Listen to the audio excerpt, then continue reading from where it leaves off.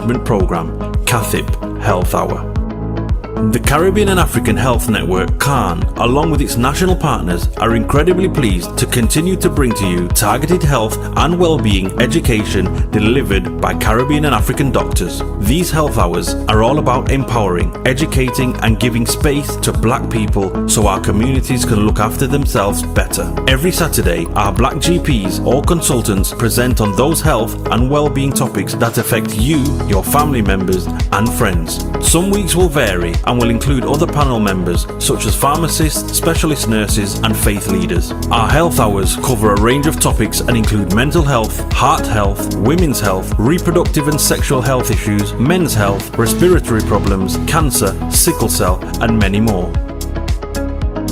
We have not forgotten to include within our health hours the many societal, cultural, religious and racial challenges that can go hand in hand with health problems and influence how we should respond to meet health and well-being needs. The sessions are designed for you and we want you to use the time to listen, learn, share your experiences and ask questions to our Black doctors. During every session, we will gather your feedback so we can continue to respond to the needs of our Black community. To request any particular topic, please email health@cahn.org.uk. We encourage you to invite others to our health hour sessions. Spread the word in our community. CAHN is funded by the National Lottery Community Fund.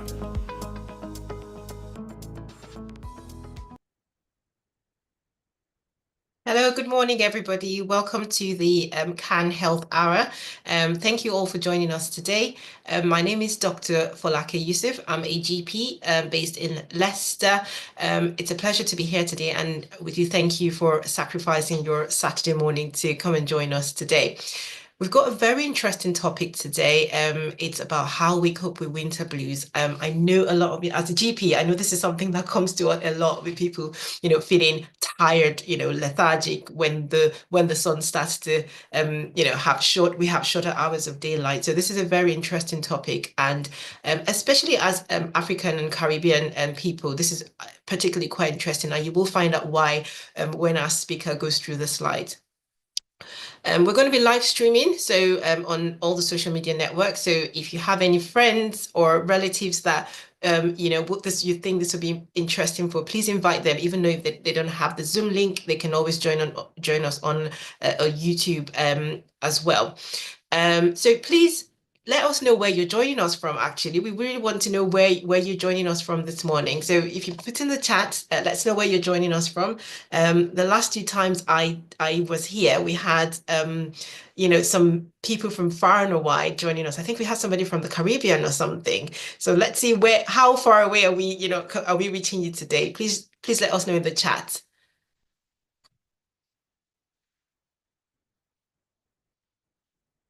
From London, Tabitha from London. Thank you for joining us, Tabitha. It's nice to have you here with us. Anybody else? Manchester. Yes, Manchester. And I'm from Leicester, so hey, we've got people from anybody from up north, down south. North, I mean like Newcastle. Down south, I mean like Bristol and Exeter, Poole, that kind of place. Salford, thank you. Anybody else? Okay, while people are typing, I will just Bleeds, thank you, Sakina.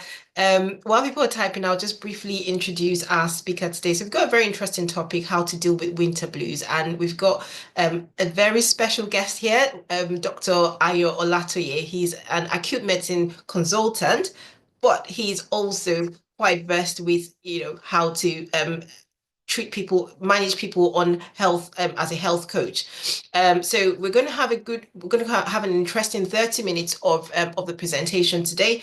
After the 30 minutes, we'll have time for questions and answers. So if anything pops in your mind while he's doing the presentation, just put it in the chat. We'll go through the chat for the question and answer session after 30 minutes. So I'm just going to hand over to Dr. Ayo to start introduce himself and start the presentation. Thank you. Thank you very much, Dr. Yusuf. Thank you. I really appreciate the kind introduction, and I'm looking forward to this conversation. And so for the next 7 hours, We're going to talk about beating a window, and I'm only joking, it's not going to be 7 hours. It's going to be half an hour, just like Dr. Yusuf said. Let me share my screen and we can get going. Fine. So if everybody lets me know you can see my screen, you good? Wonderful. All good. Yeah, we can see your screen. Thank you. Wonderful, And we can wonderful, see you too.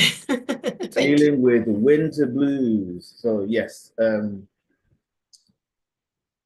like the what I thought was interesting about this poster, because it's very yellow. It looks very summery. Apart from the guy that is you know, clutching his scarf, it looks very summery. But yeah, dealing with winter blues. January is a long month, you know, and I've experienced that. Put a one in the chat if you think January is a long month for any reason. We'll go on to why it could be later, but for any reason, have you experienced January being a long month? I always start these conversations with thank you. So I want to thank CAHN for inviting me, CAHN for what they're doing in the community. It's really, really important. I want to thank Dr. Yusuf for the kind introduction, and I thank you who are in the audience listening live and listening on a recording, because you've chosen to invest in yourself. One of the things I found myself saying a couple of years ago is that we need to start taking care of each other, and this platform is part of that. Having conversations with Black health professionals, the Black community, about how we can get better. So thank you for your time. I really do appreciate it. Now, who am I? So just like Dr. Yusuf said, I am Ayo Alate, and I am a number of things. So I am a Christian, I am a husband, I'm a father. So, you know, that's my beautiful wife there, Lena. That's my children, so Ezekiel, Hannah, and Sophia. I am a son. That's my dad when he was young and handsome. He's gone to be with the Lord now. This is my mother. I'm a brother. They don't make it onto the presentation. I'm an uncle. I'm a coach. I'm an author. I'm a public speaker. And as a hobby, I'm an acute medicine consultant, working in Merseyside. Now, why do I say all these things? I'm saying all these things because even if you're not doing these things, you don't have these titles, you are lots of things to lots of people. And sometimes that can impact our ability to deal and cope. And all of these things require something from me and are things on my plate. And if we're talking about winter blues, sometimes these things have an impact on my ability to have a good day, good week, and a good attitude to life. So that's who I am. And I'm an author. I said I've got a book. So if you're interested in these thoughts, I forgot to say I'm a stroke survivor. So in 2020, while I was at work, I had a stroke, and then my dad died in 2020. So the book came out of me feeling derailed and having to build myself back up together. So that's what the book is about. So if you Google my name or on Amazon, my name and the title, hopefully you'll find it. I'm not seeing negative. So my idea about health is that we are body, soul, and spirit. So you're looking at me, but you're not seeing the real me. This is just the housing of me. And the way that I look at health is these things need to be balanced and need to have true health. And there's some old society that I like the study of etymology, which is the study of languages. And there's some old societies who would say that if all of these things were aligned, you were in a state of ease. And if these things weren't aligned, you went into a state of dis-ease. And that's where the name disease comes from. So have you ever wondered that when you're tired, you don't want to pray? Why are these things related? Have you wondered when you're sick, you don't want to pray? Or when you're in a state of spiritual awakening and revitalization, you have more energy.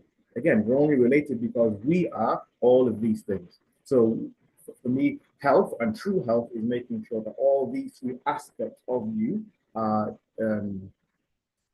optimum. That's the framework which we're going to look at the whole conversation. So what's the point? What's the point of this conversation? Dealing with winter blues. I'm going to define what winter blues are. We're going to have a conversation about some risk factors and triggers. Some of them might be specific to you or our community. And we're going to have some practical actionable steps to deal with winter blues, because I think sometimes you go to these conversations and these talks and there's inspiration and motivation, but it's nothing you can point to and say, I'm going to do this. You'll definitely have that by the time we finish. Okay, so let's get going. What do we mean by winter blues? So in general, people feel a little lower on an emotional scale or more sad in the winter months. In general, that's what we mean by winter blues. It affects probably everybody, but maybe to different degrees. Now it's multifactorial. That's just a fancy word for saying there's lots of things that contribute to it. And I want to talk about the range of emotions, because I think sometimes one of the things I first learned in medical school was that we need to define terms, because if I say something but I mean something different than what you mean when you say it, then we're not having the same conversation. Now, this is a brief picture of the 6 basic emotions. So we've got happiness, sadness, fear, anger, disgust, and surprise. Everybody has all of these. Now, if you've seen that wonderful movie Inside Out, you can see how these things interact in your mind. Now, why I'm talking about this is because everybody goes through all of these emotions in life. So if a baby is born, the natural response is to be angry. If somebody cuts you off in traffic, the natural response is to be sorry, baby's born, my goodness, not angry, happy. God forgive me. And if somebody cuts you off in traffic, the natural response is to be angry. And if you taste something that you don't like or it's off, disgust is natural. If somebody dies or you hear some bad news, it's normal to be sad. I remember a funny story. When I was a junior doctor, I got told off by a sister, because a nursing sister, because I gave somebody some news. I said, with the symptoms that you have, I'm sorry, but my concern is that I think you might have a brain tumor. And this lady was in her 30s and she started crying. And the sister was, oh, why are you this? Why are you making a cry? But if somebody had told you you had a brain tumor, wouldn't you cry? That's a normal response. And why I'm talking about this is that there are some things that are normal, which are in the spectrum of normal human emotions, and we don't need to medicalize that. That's not a pathology. That's just normal. After somebody dies, you will feel sad. It will take some time for you to get over it, and then for you to be able to function at an emotional level that was prior to the death, and then you will carry on moving and build your life around the grief. Some of that stuff in society we're starting to medicalize and give treatment for, whereas what we should be doing is coming around somebody and saying, this is normal. How you feel is normal. It's normal to be sad. It's normal to have feelings situations. Why am I saying all that? Because there is an extreme of winter blues. So winter blues affects all of us. I'm going to talk about why later, but an extreme of winter blues is called seasonal affective disorder, or SAD. You will have heard of that. Now, what is SAD? SAD is a subset of depression, but it's in people who have a normal mental health for most of the year, but specifically at a season, they experience lower mood. And the thing that I found interesting in my research is that it can be any change in weather. We generally think this is in the context of winter and cold and stuff, but it can be anything. So actually, somebody can experience seasonal affective disorder in summer. You know, I don't, but somebody might experience that. So it's just important for you to know that seasonal affective disorder is on the fringe of normal into pathological, and most people don't have seasonal affective disorder. If anything, we have touch of the winter blues, and why we feel a little down or low in winter months, I'm about to explain. So I'm hoping everybody's following me so far. Okay, so here are some biological or environmental triggers that contribute to some of us feeling maybe low in the winter months. So the first thing is that there is reduced daylight. Why does that matter? Daylight disrupts your circadian rhythms and serotonin levels. And most of us, when we go on holiday, we go to places which are warmer and brighter. And part of the reason we're enjoying is not just that we're not at work. It's just those things contribute to a greater sense of well-being. Access to sun for longer periods in the day tend to increase positive neurotransmitters in your brain. Now, it's more of an issue for those of us with darker skin because the melanin in our skin blocks the sunlight getting to our bodies, and therefore in winter months, we are more affected by the absence of sunlight than our white brothers and sisters. So melatonin is a hormone that helps you feel tired and helps you sleep. And it is produced in darkness. Now, obviously, if there's lots more darkness, then you have a higher percentage of melatonin in your body, increasing the sensation or the feeling of feeling lethargic. Heating. Now, obviously, when it's cold, we put the heating on, we go to bed with heating, we wearing our comfies, like I did in the advert. Now, the interesting thing is that to have a good night's sleep, a deep sleep, actually you need to be cool. And if you don't realize that, you'll have your temperature in your room higher than is optimum for you to have a good night's sleep. And if you don't have a good night's sleep, you generally wake up in the morning in a less good mood. And if that happens over a long period of time, that can contribute to days and weeks of feeling lower than if you were sleeping well.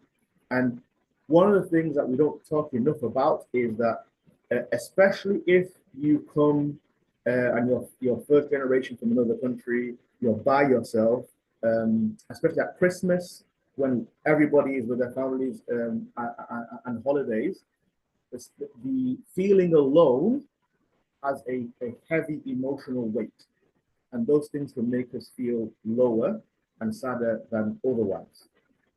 Not being connected with our families, not being able to see our friends, all of these things have an impact. And again, none of the things I'm talking about are pathological, but a combination of those things will contribute to maybe you just feeling low and not knowing why. So I hope this is becoming a little clearer. There are some other things that apply generally. So in general, society in the Western context is moving to a more sedentary lifestyle. We sit down for more, for longer periods. A lot of the work that we do is with our mind rather than with our hands. So we're not physically active. And in our times when we're not working, there's lots of things that we are not doing. We're not going for walks. We're not being active. We are watching TV or Netflix or just sitting down on the sofa and not moving our bodies. And back to body, soul, spirit. I'm fascinated with this idea as a doctor of God's original plan, because a lot of the things that we have done in terms of industrialization to make life easier actually combat the way the body was designed to have optimum health. So if I sit down for a long period of time, my body, I lose the vigor of my body. And you see in cultures of people who work the land, there isn't the concept of frailty in some of these places. People just work, and then they die. There isn't a prolonged period of aging and decompensation. So being sedentary does contribute to being a little less functionally able, and also impacts on our mental health and sadness. Irregular sleep patterns.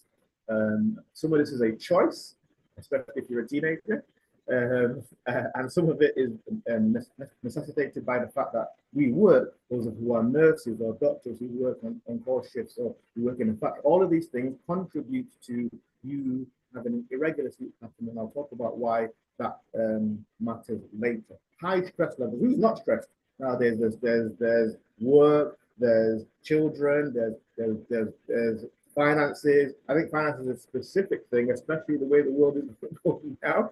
There's a greater gap between people who are poor and people who are rich and have, and a side hustle or an extra stream of income is a necessity nowadays. It's not something that is optional. So all of these things impact on our mental health, and cortisol levels when we're stressed contribute to us feeling sad and low, and just like we're trudging through life like swimming through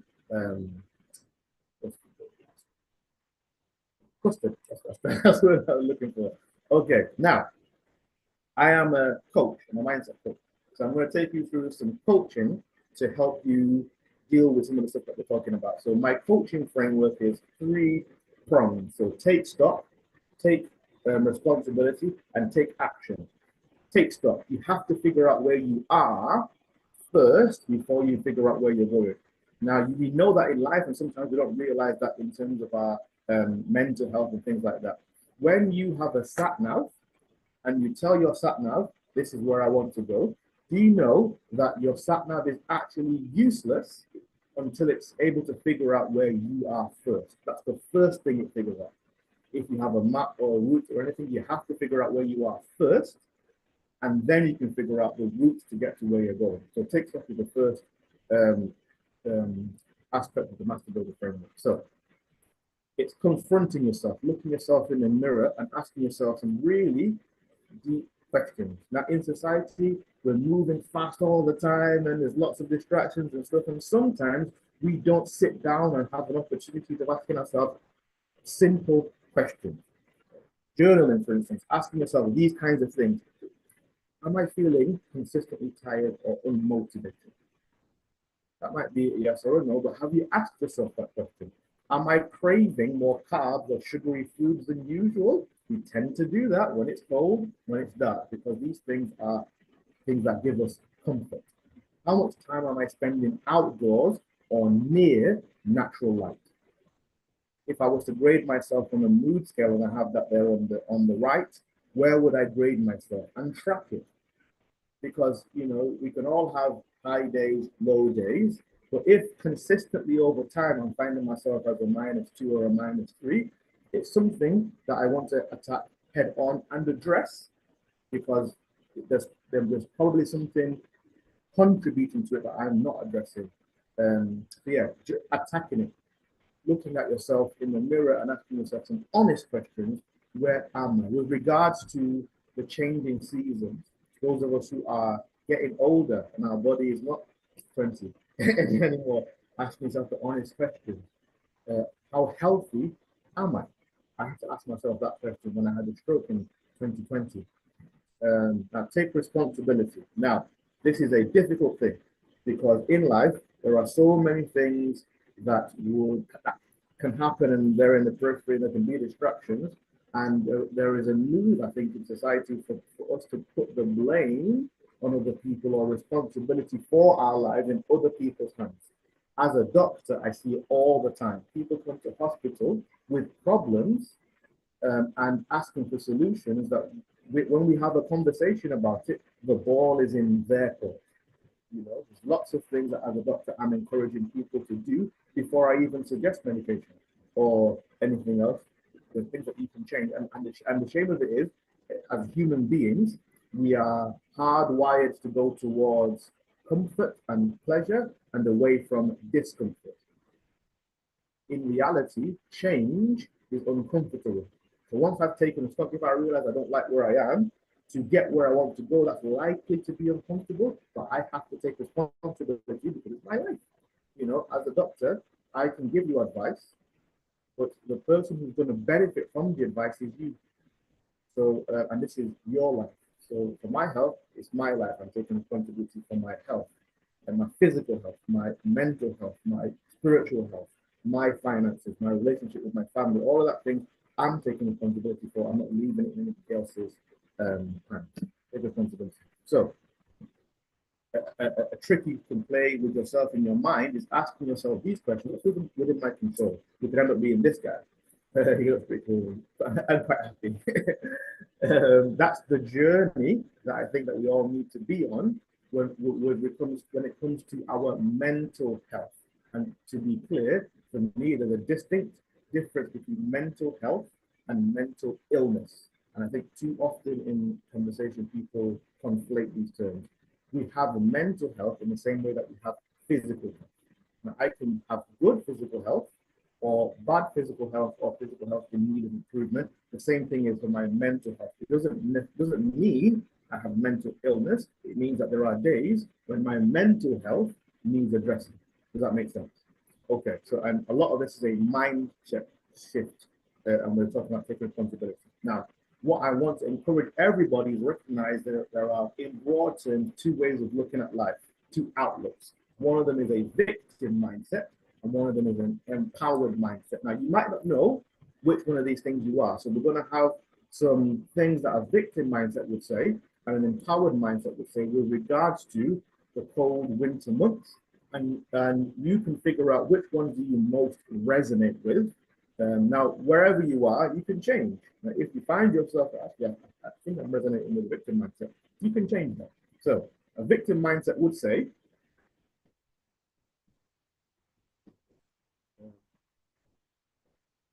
the weather's terrible, so there's nothing I can do but feel miserable. I have no choice.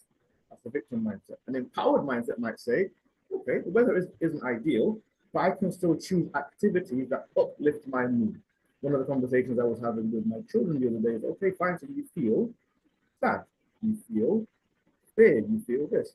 Okay, let's acknowledge how you feel different. I think that is a skill in and of itself. Now, is there anything that you know helps you when you are sad, not be sad? Because sometimes we sit in an emotion and we're just like, okay, well, this is my lot.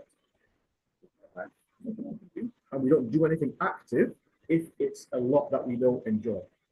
There are things you can do. A victim mindset might say, I always get sad in winter. This is just my fate every year. It's just the way it is. An empowered mindset might say, I've struggled in the past, acknowledging that, but I can learn new strategies to manage and improve my mental health. This term, old dogs can't learn new tricks. That's just a way of keeping people bound. You can absolutely learn new things, and you learn new things every day. And I always tell to people, so let's say walking or riding a bike or driving a car, there was a time in your life you could not do those things. And today you can. You're a driver, you're a bike rider, you're a walker. So that's evidence that you can learn. Victim mindset. I don't have enough sunlight, that's a fact. So I might as well stay in bed, that's a choice. Empowered mindset, natural light is limited, that's a fact. So I'll maximize what I have and consider tools like light therapy to help, that's a choice.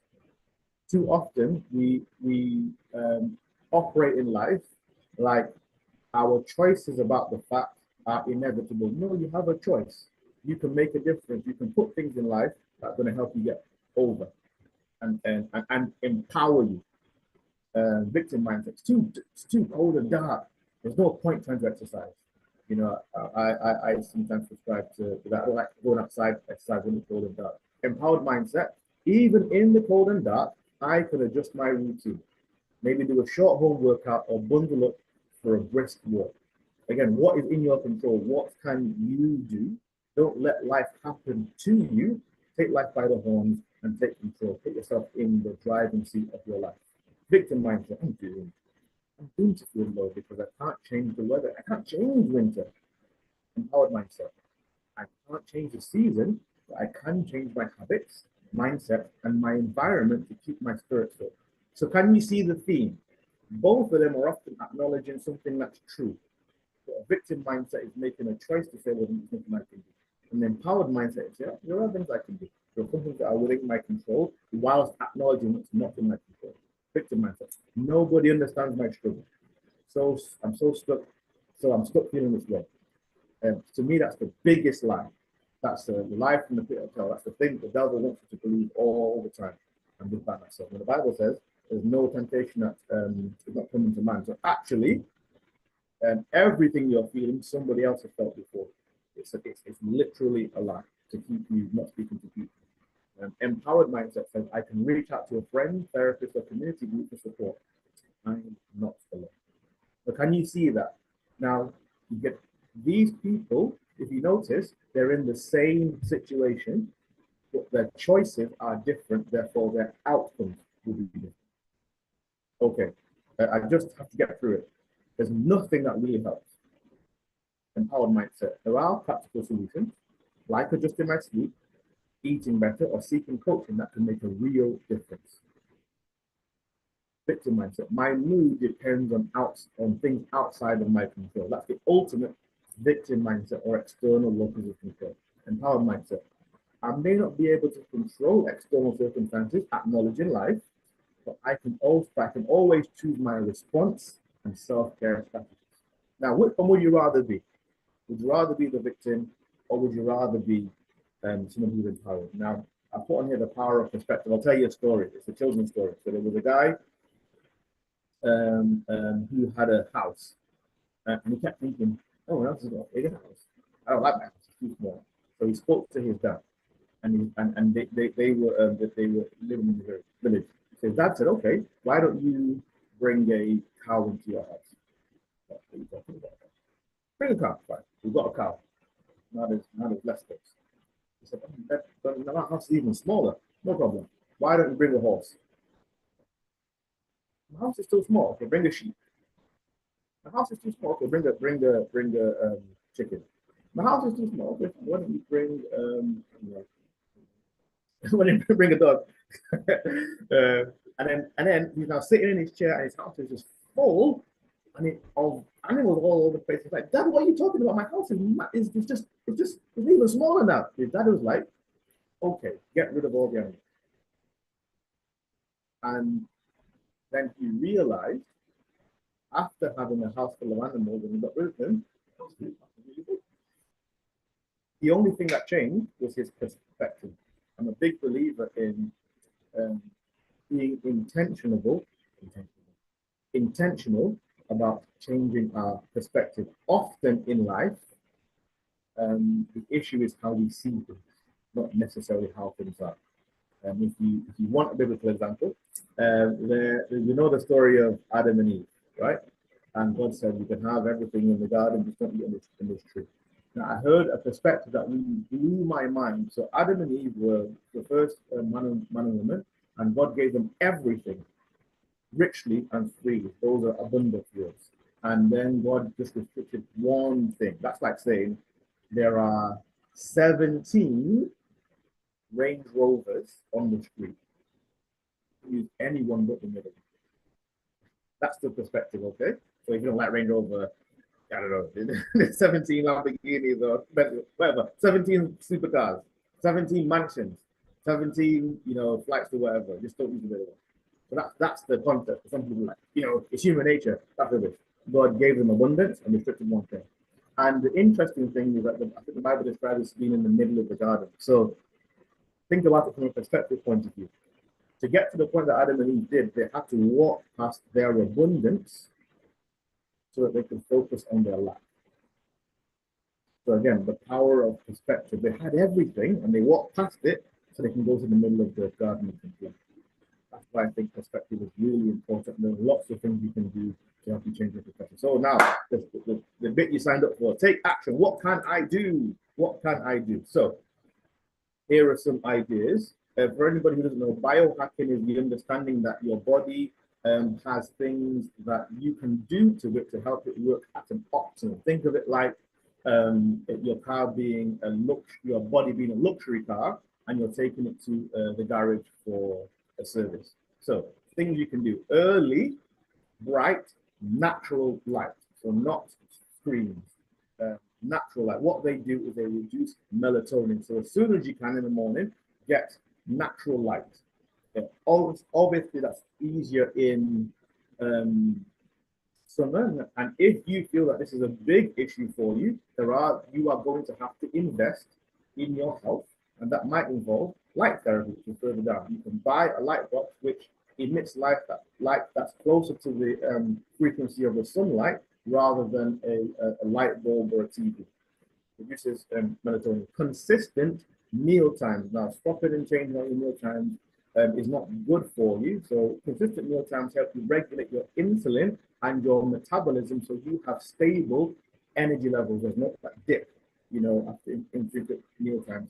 The timing of and the presence of exercise. To me, the more and more research I look into exercise and think about superfoods and all that kind of stuff, exercise is like a super activity. There's literally nothing it doesn't help. So it helps with your immune system, it helps with your sleep, it helps with your blood pressure, it helps with your heart rate and cardiovascular risk, it helps with your mental health, and exercise, is the only thing that has been proven to keep you cognitively strong as you age. So please find time to exercise and do it in sunlight if you can. Light therapy we talked about. Now, you're not going to like this, especially this weekend. Consistent sleep, wake time. Your body doesn't know it's the weekend. So being consistent with your sleep and wake time actually helps you regulate your energy levels. And vitamin D. Now, we talked about vitamin D before. So vitamin D is produced in your body by access to sunlight. And those of us with a darker skin have lower levels of vitamin D. So some of my white colleagues are being prescribed vitamin D by their GP. So if they need it, we definitely need it. My understanding is that the recommended daily allowance, Dr. Yusuf will help me with this, is 400 international units per day. So that's in general. So for Black people, it's going to be higher than that. So think about that. Take vitamin D. I take vitamin D supplements. I invest in my health. I get them. I buy them. So another thing you can do now, the power of community. It really matters. Back to God's original design. In our traditional communities, we lived in close access to each other. Now that's different in the Western world now, but maybe you can organize some time for people to come over, or Zoom, or phone calls, or meet for lunch. All of these things are protective when it comes to your mental health. Talk to someone. I know that there's a big stigma in our community about saying things like, I'm struggling mentally, I feel sad, I feel all of that things, but please, we talked about it before, nothing is new under the sun. So one of the things that you will find when you are brave enough to talk to somebody is that you're likely to find somebody who either has dealt with the same thing, or has a compassionate ear, or is able to point you in the direction of somebody who has done those things. Walking is great. Actually, walking is, for those of us, our uncles and aunties who might not want to run, walking is really, really powerful. I know some people who are, my aunties and uncles who had issues with diabetes, and they joined a walking club. That was two things. It helps you with walking and community. And now their diabetes is much better controlled because they walk regularly. Cold showers. So those cold showers, ending your shower with, so you can either have a cold shower.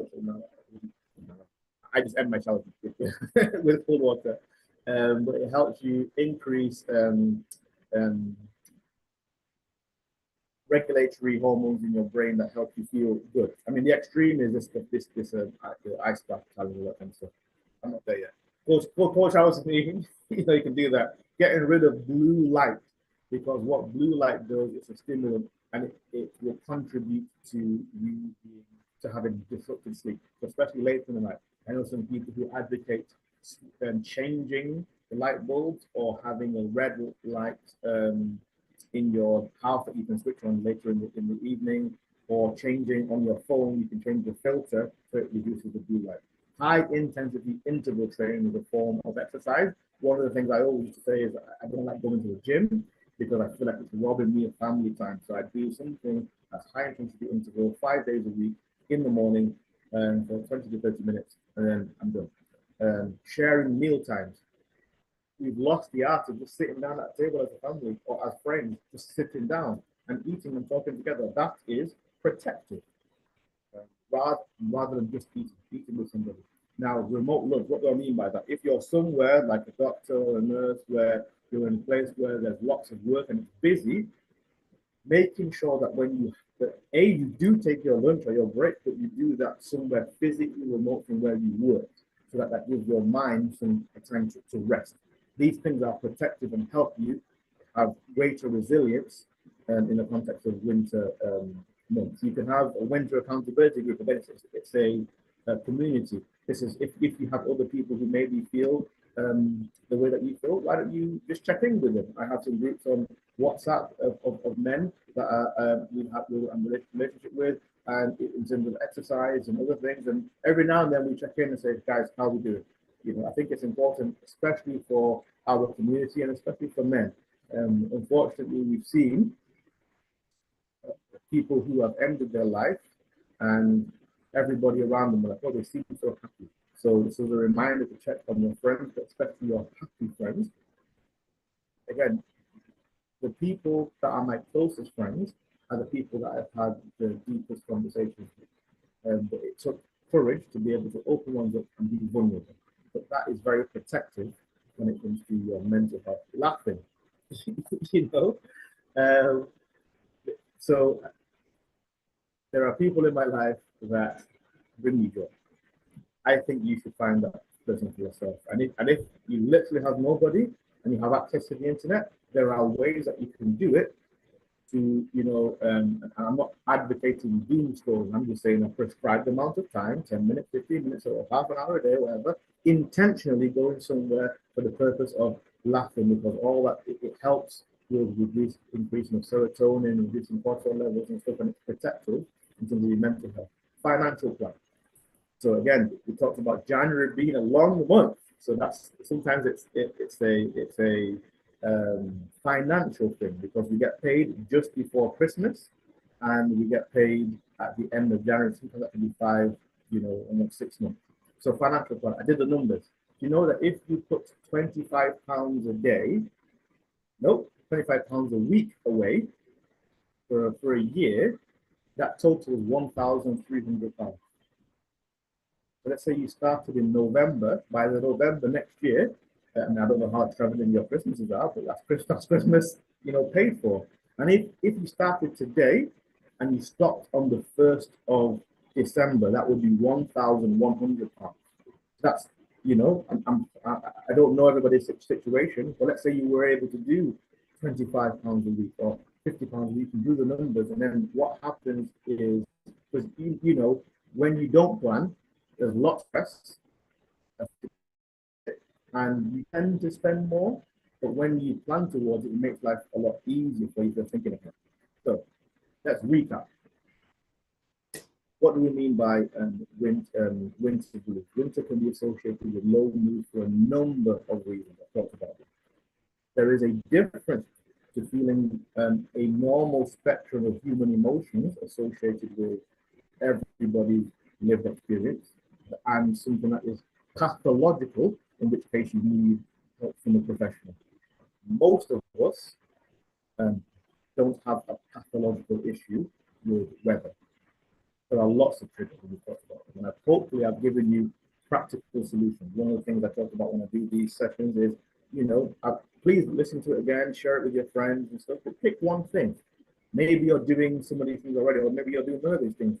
Pick one thing that you can do and do consistently over the winter months, and track it, journal it, and say, well, I'm trying this, I'm going to see how it helps. And that's my time. I hope that this has been useful for you. I'm interested in, questions.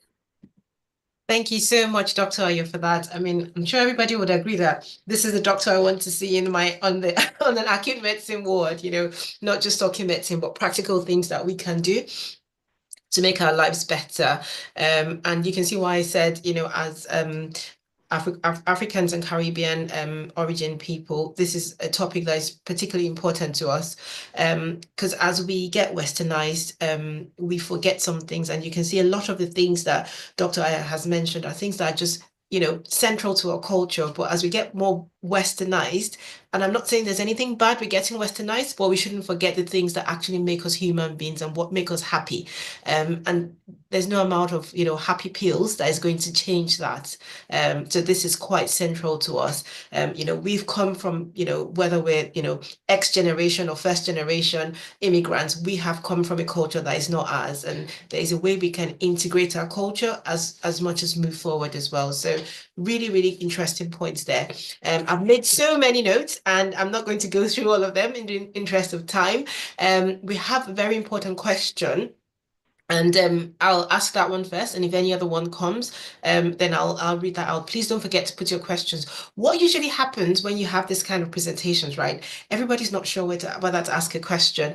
And then when it's 1 minute till the end, then all the questions come in. So if you want your questions answered, please put it in the chat now so that we can plan for it properly and make sure that Dr. Ayo answers your question. It happened when I did my presentation, and I'm like, oh, do we have to do a part 2 then? Because there were so many interesting questions that came on. So please, this is a very, very important topic, and I'm sure a lot of you, either yourselves or relatives, would have been to your GP because of this, and you feel, oh, the GP is not answering me, or they don't know what to do. That's because not all doctors are as experienced, or are health coaches like we have with Dr. Ayo today. So this is a privilege. Please use it while we can.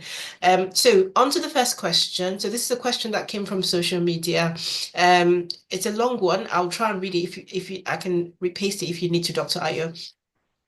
So the question is, how do I handle the pressure of caring for aging parents while trying to look after myself? I'm so saddened by the fact that they are aging, and I know it's wrong, but I think it means it has hit me recently with these feelings. Since moving here from Ghana, I feel down. I feel down. Could this be related to the lack of sunlight and vitamin D? I feel selfish for feeling low. And I think that's referring to her parents and having, or he or his or her parent and having to care for them. Sincerely, Black families just don't see this as a challenge to be talked about. Very important points there. So, thank you so much for the question. I think a lot of us can relate to that. So, and I really hear you and feel your pain. I don't know where your parents are, as to whether they're here or in Ghana. But the first thing I think I would say is that obviously there's some aspect of, this being a generic thing that everybody goes through in, middle life. So, time when everything we did was going to our uncle's weddings, then it was our weddings, and now it's our children's weddings, and now we're starting to bury our parents. It's the natural order of life. So I think the first thing to say is that I hear you. I hear you.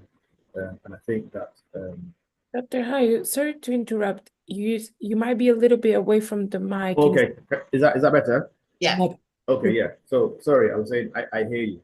I think also, just like we said in the presentation, I want you to remember that there are a lot of people who are having the same situation that you're having, and I want to reassure you that it's not selfish. It's normal to be in a situation where you are being pulled from lots of different places, like I talked about at the beginning. There's lots of things that are asking from you, and it's right. Our parents did a lot of stuff to put our life where we are today, and there's a degree to which we should honor them. I also in my own mind have an interest in burnout. Now, the thing about burnout is that it is not necessarily an issue of not having energy. It's just that what is being asked of you is more than you're putting in. And most of us aren't being strong enough in terms of our boundaries.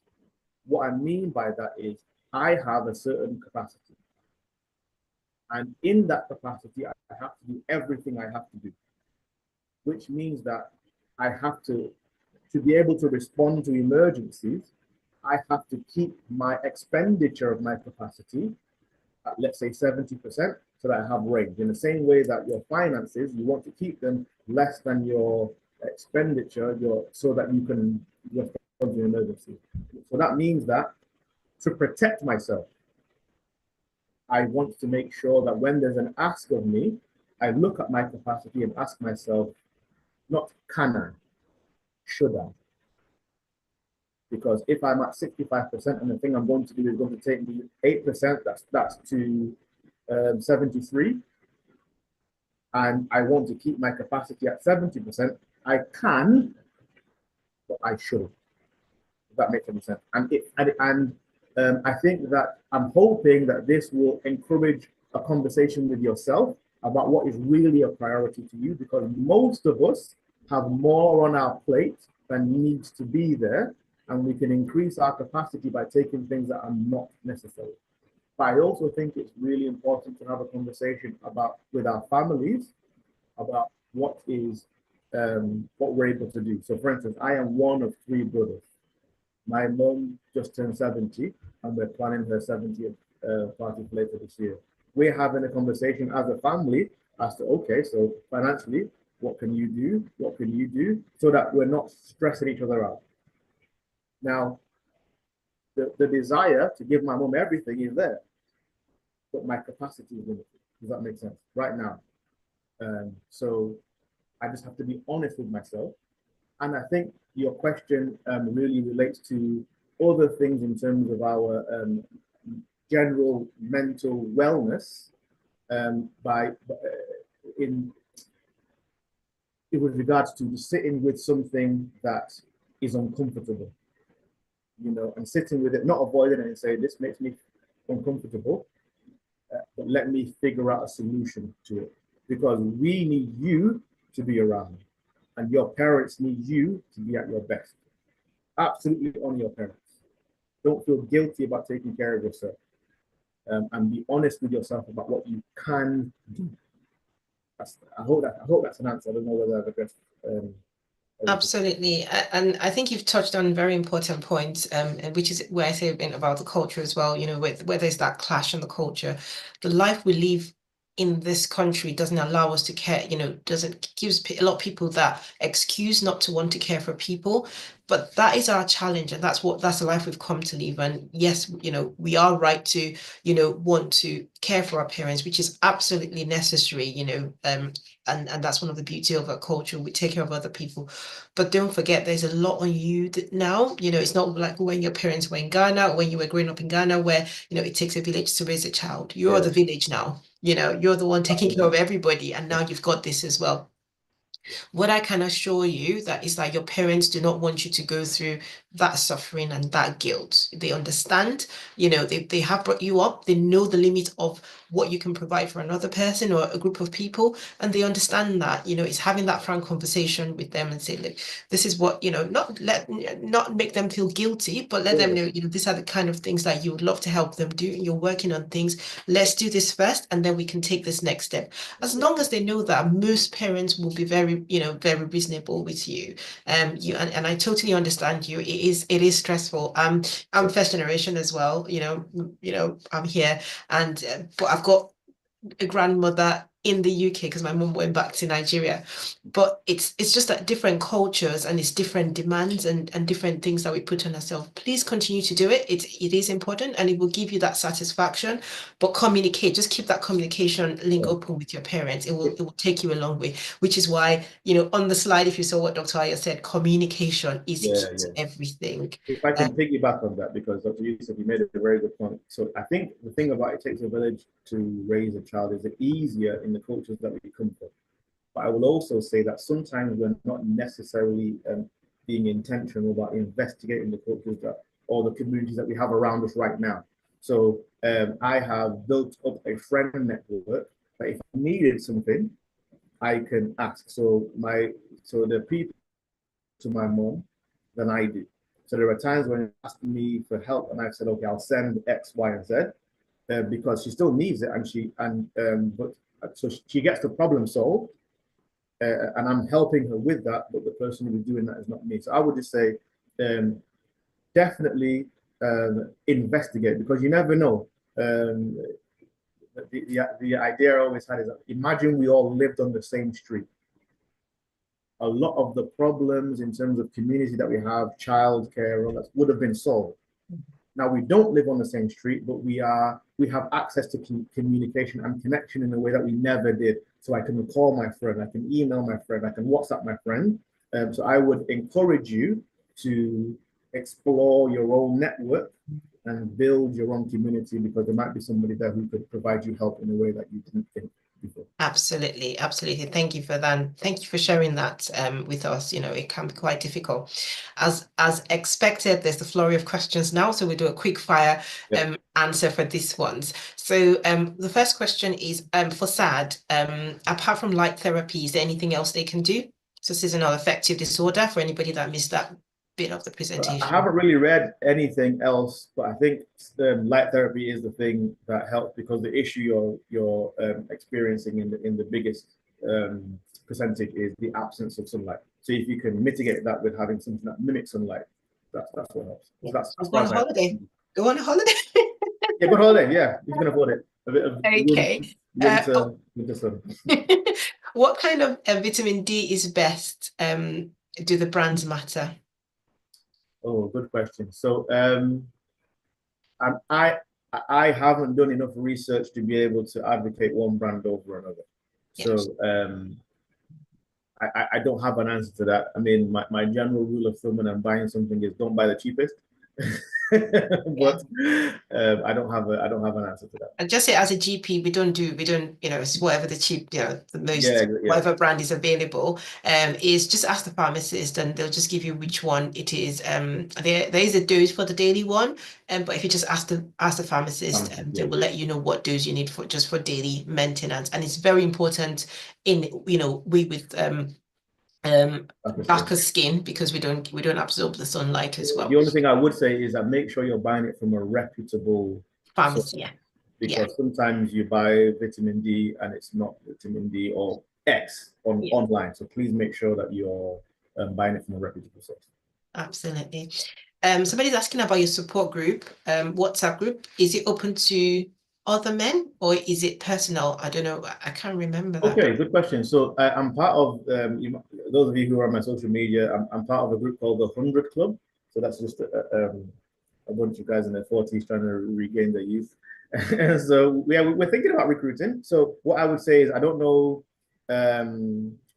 how you engage in social media, but you can find me online, LinkedIn. So my search my name on LinkedIn, or on Instagram.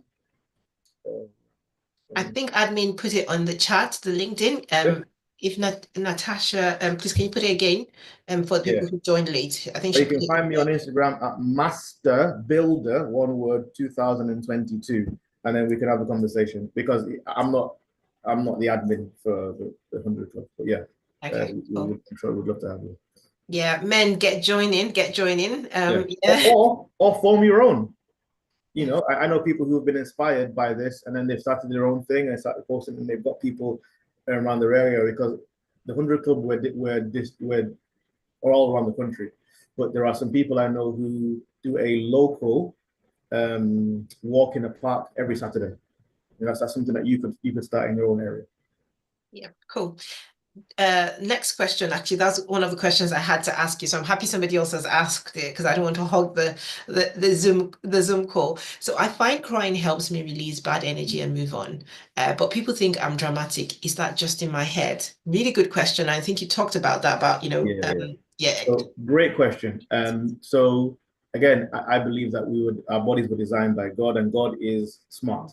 So one of the things that we didn't realize till recently that crying does is that crying releases stress hormones, which is why you generally feel better after you cry. So now, if you're crying every day, then maybe there's something to look into there, because what we're talking about is in the context of normal human emotions. And however, I don't think there's anything wrong with crying. I think everybody needs a good cry every now and then, men and women. I think it's a myth that men don't cry. And for the men out there who may be still struggling with that, I would encourage you to look online, Instagram if you can, for a gentleman called Jason Wilson.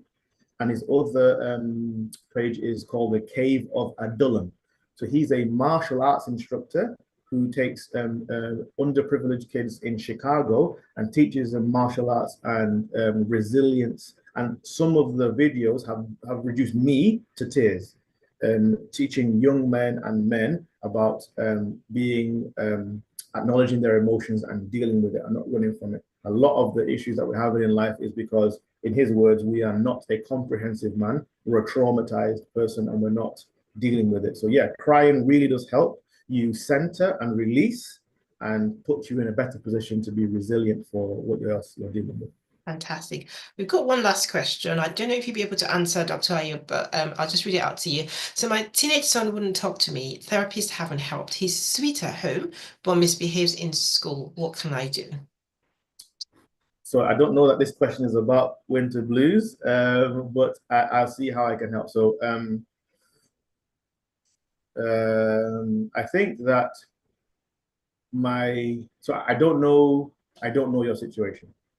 And I don't know whether there is a father in the home, or whether you have access to male role models. My opinion is that the way that the world is going now, we are losing a generation of young men because we haven't put enough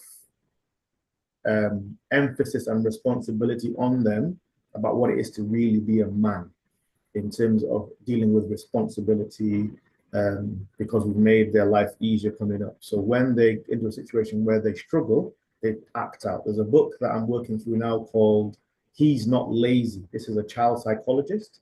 And he basically, parents would bring their child to him and say he's not living up to his potential. And we would interpret it as parents as laziness, misbehavior. And he basically, his preface was, the issue is now, these young men and boys are so concerned about getting it wrong that they just phone it in. They don't even try.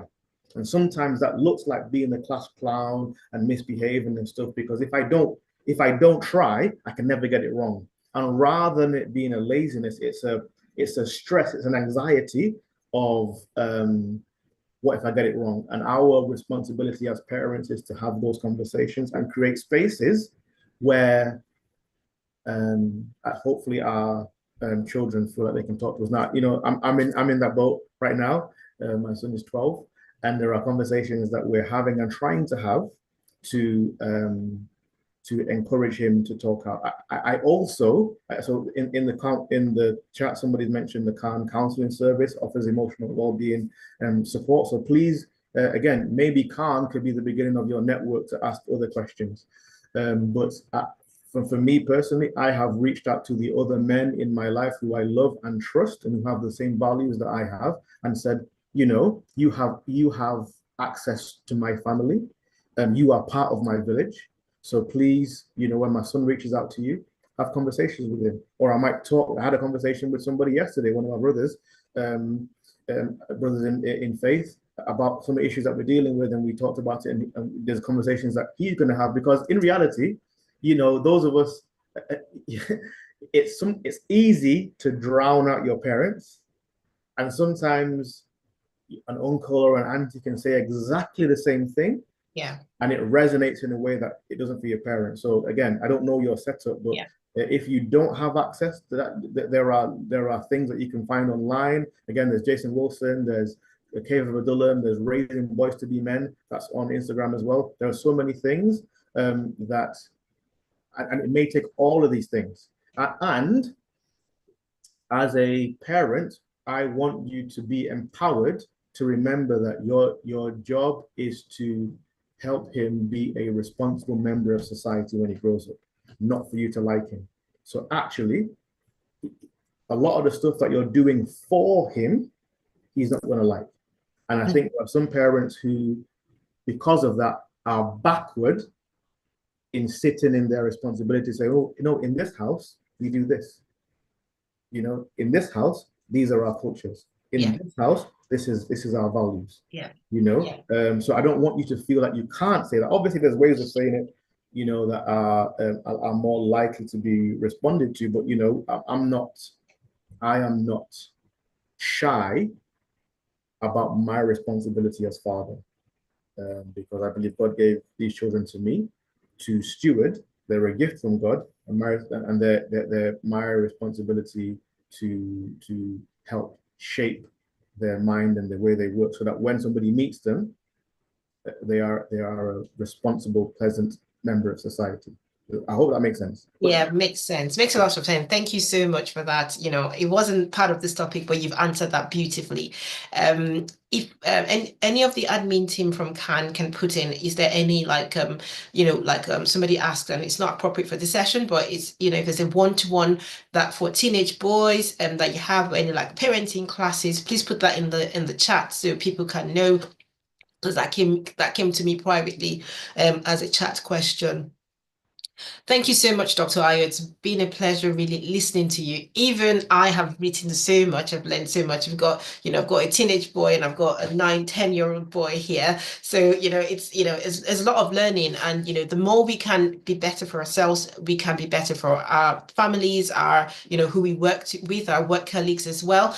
So definitely very important point here. And I'm just going to add one last thing, something we all forget about to that, and permit me, Dr. Ayo, but this is one thing that just occurred to me as well: the power of giving back. You know, sometimes we get so ingrained and deep in our problems that we don't realize that we have a lot to give back. And when you give back, it's actually quite selfish, actually, because you feel better for it. You learn from giving back, but you feel better for it. So, that's something else that you need to take on board, because from other people will learn from what you've gone through. So don't forget to add that to your, well-being list, because it does make you feel better as well. It does. It does. It does. Brilliant. They did some studies actually. So they looked at people in the Western world and people in the what we call the third world, and they asked them, "What do you do when you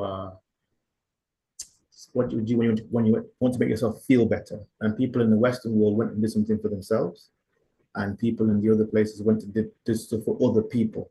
But it was in the Western world that they had higher prevalences of mental illness and depression and loneliness and stuff like that. So it's really important what Dr. Yusuf is saying. Actually, it's a life hack that if you give, you get. So the way that the world is now is that if you want something, go and take something. I believe that the actual principle is if you want something, give something. So find the community to give. Those of us who are men in society, find a way to connect with boys who may not have an older role model, and talk to them. Is there a football team you can inspire, or take them out for a meal, or have conversation like that? These are things I'm incorporating into my life. But find a way. And carry your kids along as well. So make your kids do something for others, and sometimes they feel more valued in the community as well. I'm going to bring this to a close. It's been a very interesting topic. We can be here the whole day, as you probably seen. But thank you so much, really, to everybody that has made this happen, from the CAHN team who sacrificed the Saturday, Dr. Ayo as well for that brilliant presentation, and all the hacks that you've given us as well. There is going to be a closing video. Dr. Ayo, you mentioned a few things on there. If you can just type some of those books, or people that people can follow while we're playing that would be great. So people can choose whichever one they want to go with. So I'm going to hand this back over to the CAHN team. There is a closing video, and they will let you know when the next health hour is going to be and what topics that we're going to cover as well. Thank you very much, everybody.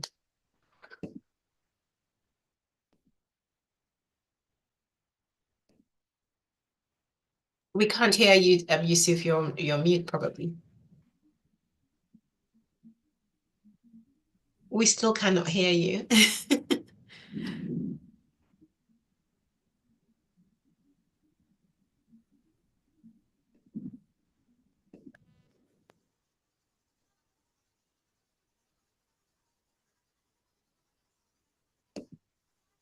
No, we still can hear you, Yusuf. Okay, while Yusuf is trying to sort his mic out, I can see in the chat here the next session is on the 5th of February at 6:30 on Zoom. And they've got send is special education. Is it special education? So support and advocacy for Black children in school. So so that's a very important one for a lot of people who talked about their teenage kids having problems in school. Even if you don't have problems, there's things that you can learn there as well, and which can help you or help somebody else. I think Yusuf is struggling with his mic. It's okay. If the audio doesn't improve, I can help if you want, Yusuf. Yeah, Natasha, do you want to go with it? I think Yusuf, we can't hear you still, Yusuf. Sorry. Apologies for that. I was really looking forward to hearing Yusuf. Yusuf plays a very important role here in CAHN, looks after the finance part of CAHN, which is really important, particularly in a charity. But I'm sure we'll have another opportunity. Are you there? Oh, we can hear you now, Yusuf. Wonderful. Oh, no, we can't. We can't. Okay. That's okay. Just going to try to share my screen here. Apologies, these things happen sometimes.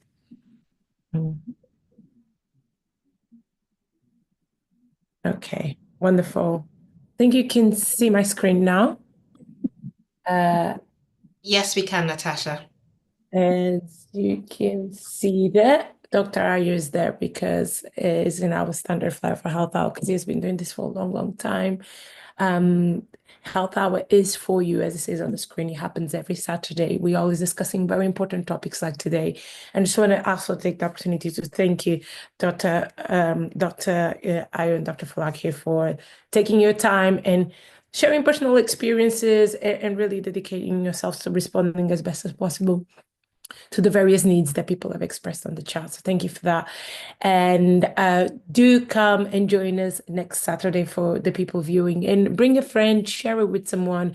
It's really an unmissable opportunity to hear directly from Black doctors that are ready to help us and clarify our doubts.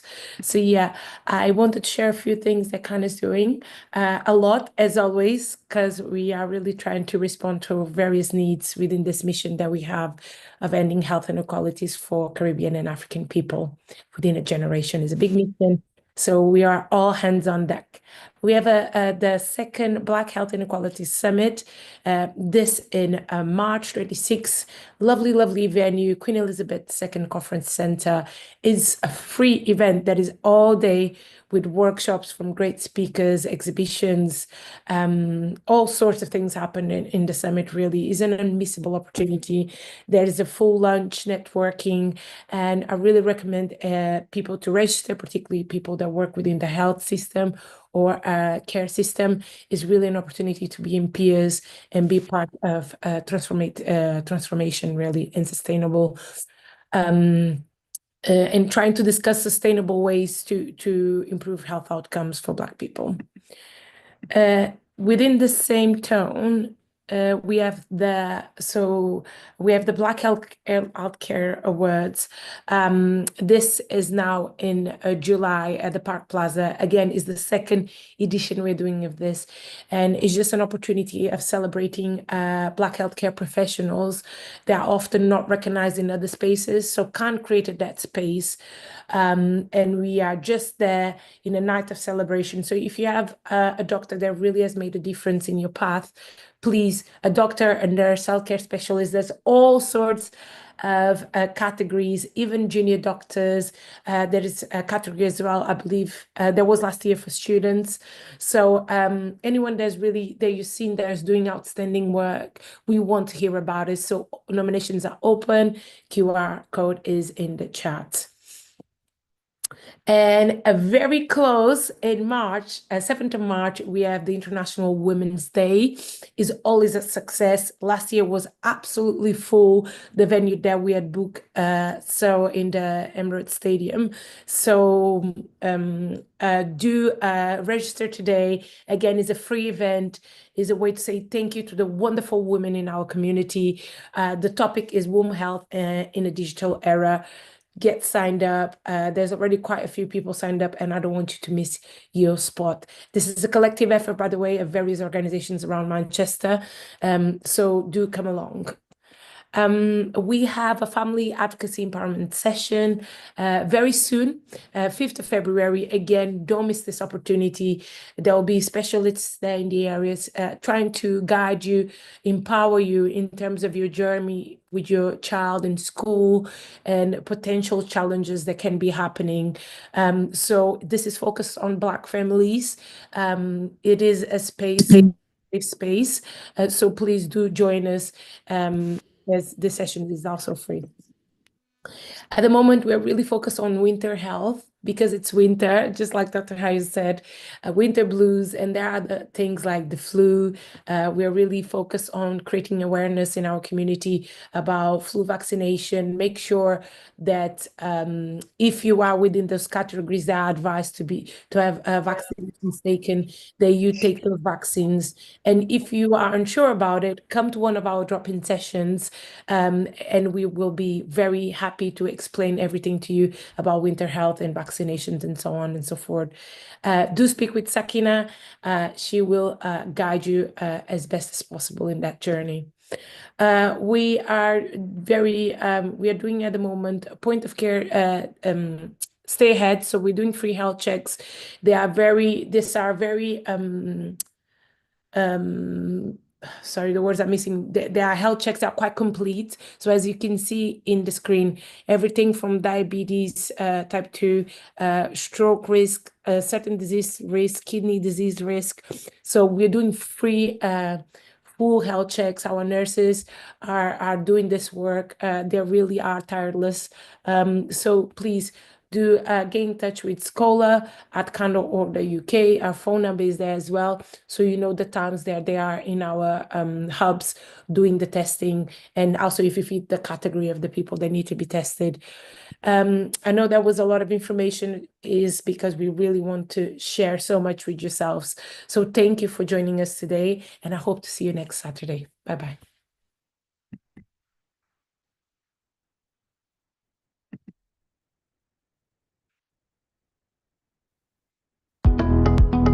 Welcome to our Caribbean and African Targeted Health Improvement Program, CAHN Health Hour.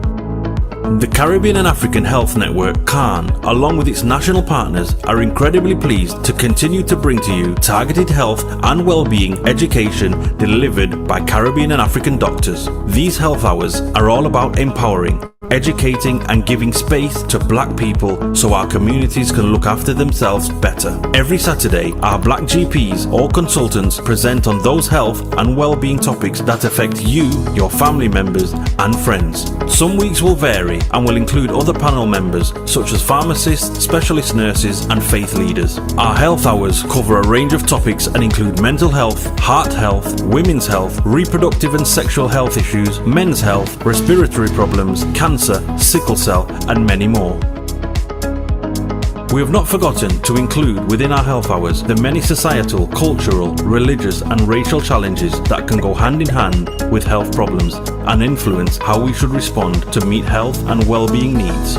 The sessions are designed for you, and we want you to use the time to listen, learn, share your experiences and ask questions to our Black doctors. During every session, we will gather your feedback so we can continue to respond to the needs of our Black community. To request any particular topic, please email health@cahn.org.uk. We encourage you to invite others to our health hour sessions. Spread the word in our community. CAHN is funded by the National Lottery Community Fund.